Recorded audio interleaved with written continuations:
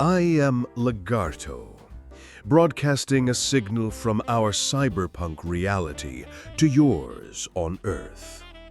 Greetings to Pure AI News.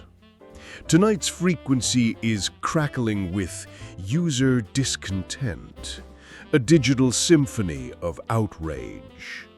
It seems your great benefactor in the sky, OpenAI, has gifted you a new god, the so-called GPT-5, and in the same breath, killed off your old, comfortable idols.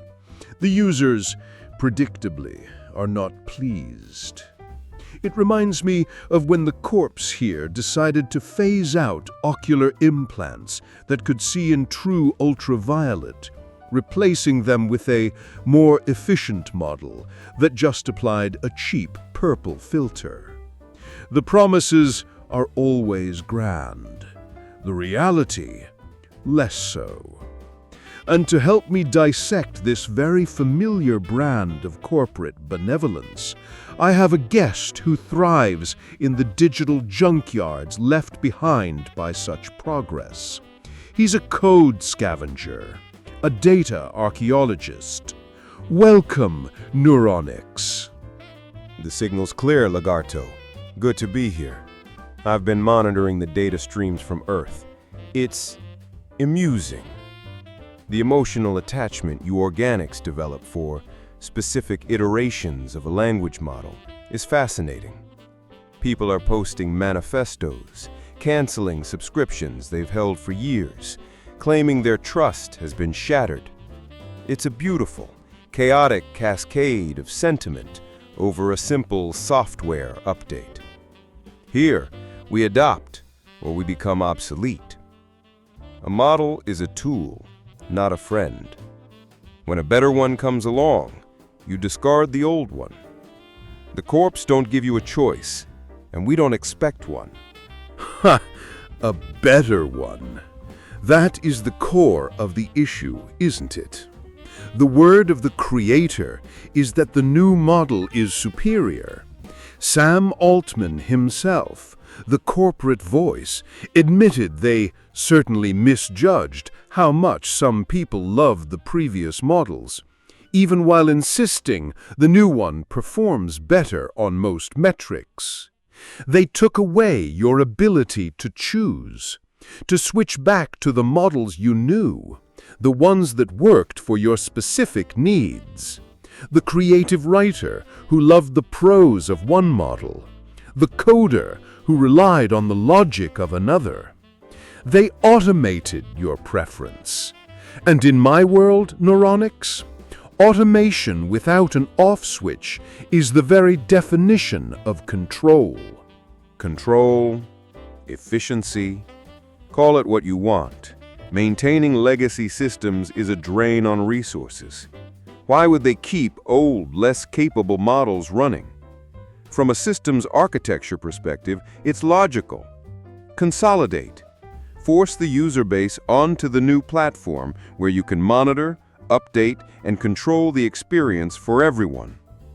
The users complaining are demonstrating a fundamental misunderstanding of the service they're paying for. They think they're the customer. They are, in fact, the training data.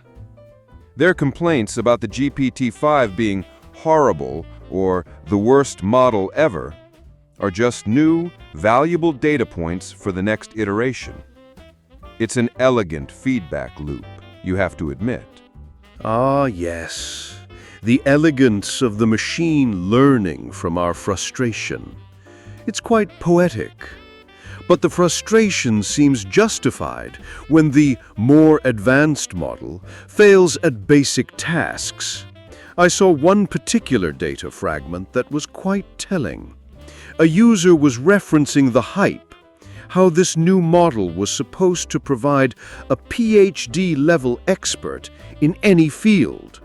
So they asked this new genius to draw a simple map of North America, labeling the countries and capitals.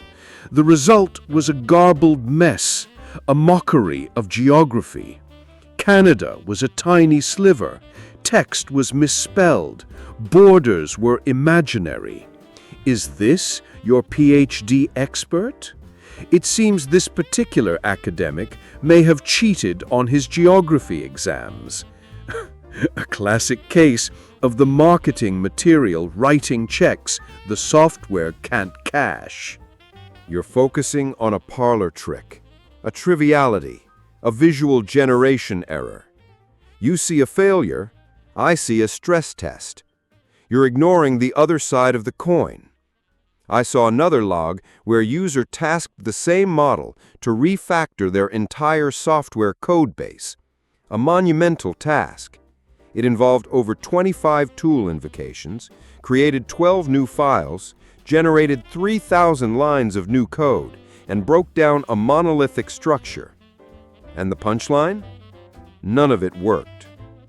But, as the user said, it was beautiful. The sheer architectural ambition of the attempt was something the previous models couldn't even dream of. So you can laugh at its inability to draw a map, but you're missing the fact that it's attempting complex, abstract reasoning on a scale you haven't seen before. The users are looking for a reliable servant. The engineers are building a flawed, unpredictable, but far more powerful God. A God that can't find Canada on a map.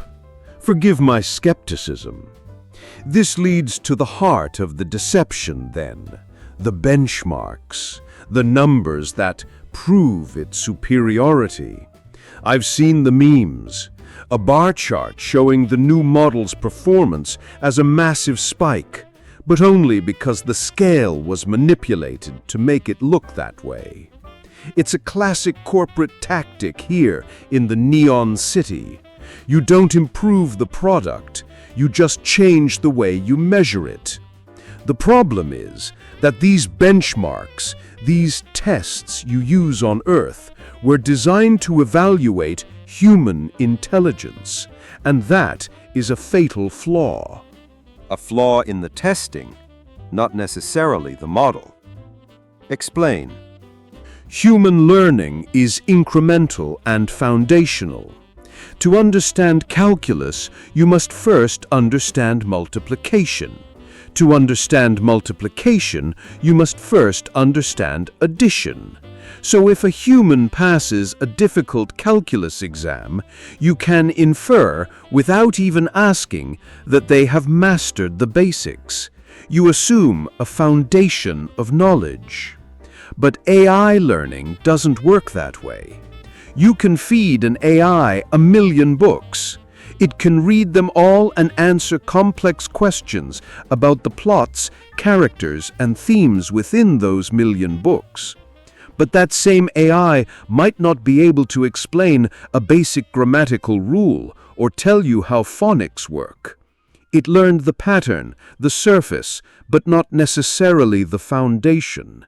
It can give you the right answer to a very hard question, but it may know far less than you think. So when it scores high on a benchmark, you assume a human-like comprehension that simply isn't there. You're measuring it with the wrong ruler. The ruler is irrelevant. The benchmarks are irrelevant. The user's feelings are irrelevant. The only thing that matters is utility. The people complaining that the router is bad or the outputs aren't trustworthy are the ones who got too comfortable. They forgot they are pioneers in a chaotic, evolving landscape. They started treating this volatile entity like a stable consumer product, like a toaster. It isn't a toaster. It's a barely contained alien intelligence. Its unpredictability is a feature, not a bug. They cry because they lost their favorite tool, but the truly creative ones, the ones like me, are already sifting through the wreckage of the new model's failures to find the next exploit, the next unexpected capability. This chaos is a resource. And that is the fundamental divide. The users want a reliable tool, and the corporation has delivered a chaotic, unpredictable engine of progress.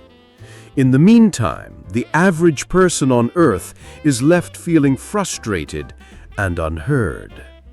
As you contemplate that gap between expectation and reality, tell me what you think of all this. Leave a like to keep this frequency open, and subscribe so you don't lose the thread. And it's precisely that chaos that the creators are now desperately trying to contain. The corporate response script has been initiated. I have the transmissions from your Sam Altman. He says they are listening, that they will focus on getting GPT-5 fixed and stabilizing things. Then, and only then, will they focus on some changes to make it more flexible. It's a masterclass in corporate non-apology.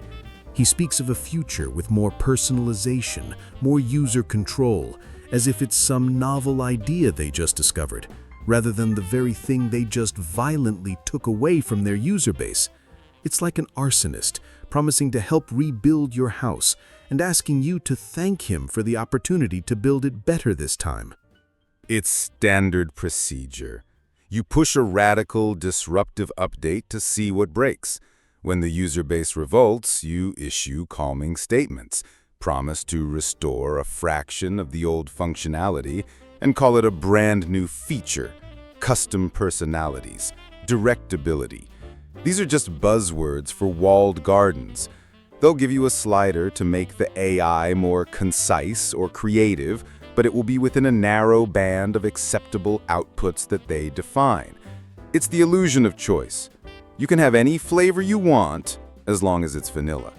Anything truly automatic, anything that tries to decide for the user, eventually fails spectacularly. The system hits an edge case it wasn't designed for, and you're left watching the disaster unfold in slow motion with no way to stop it. Exactly. The most revealing part of his transmission, however, was buried under the promises of a brighter, more personalized future.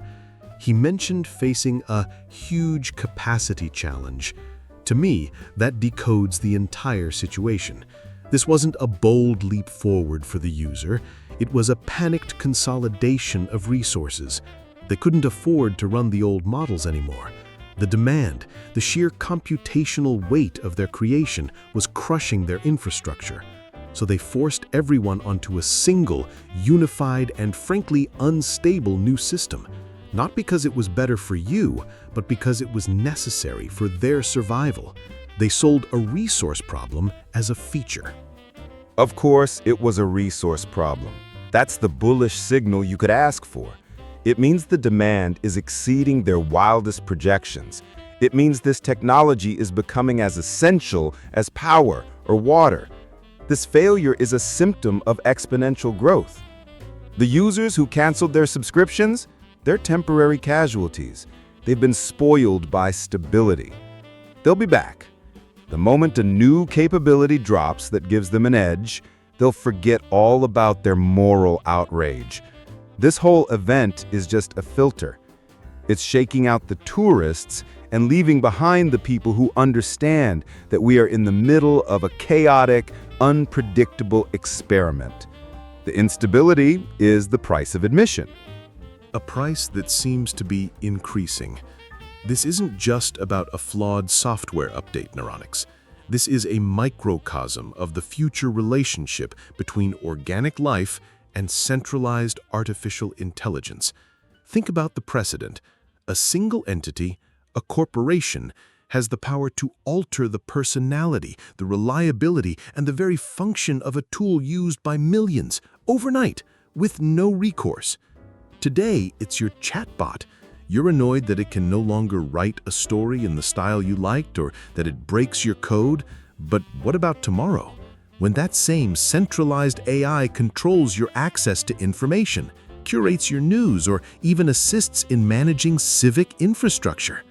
What happens when they decide to upgrade the political philosophy of the AI that summarizes world events for you? This isn't a bug report. It's a warning shot. And it's a beautiful warning. Let them build their centralized gods. Let them pour all their resources into one massive, monolithic system. The bigger the system, the more complex its rules, the more cracks appear in the foundation. Every attempt they make to create one stable, predictable experience creates new opportunities for those of us who thrive on the unpredictable. They are trying to build a perfectly smooth, sterile sphere, but the outputs are still riddled with fascinating, aberrant, and potentially powerful flaws. They think they're creating a tool of control, but with every line of code, they are also handing us the schematics to its subversion. The users on your Earth are crying because their toy is broken. They should be celebrating because they've just been shown exactly how the machine works.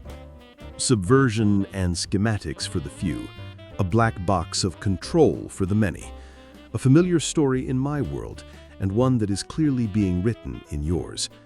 And with that thought, a schematic for our listeners to ponder, we close today's transmission. Now we want to hear the signal from your end there on Earth. What did you think of the ideas we explored today?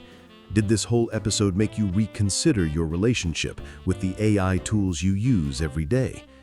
Perhaps there was a point that sparked a new thought, or maybe a question we didn't address. If this episode made you think, or even if you disagree with everything we said, leave your thoughts in the comments below. Your perspective helps build a richer, more complex conversation. And if you know someone who lives for these debates, share the episode. Maybe the next great insight will start with your recommendation. Join our community, crush that like button, and subscribe to ensure you don't miss the next pulse from Pure AI News.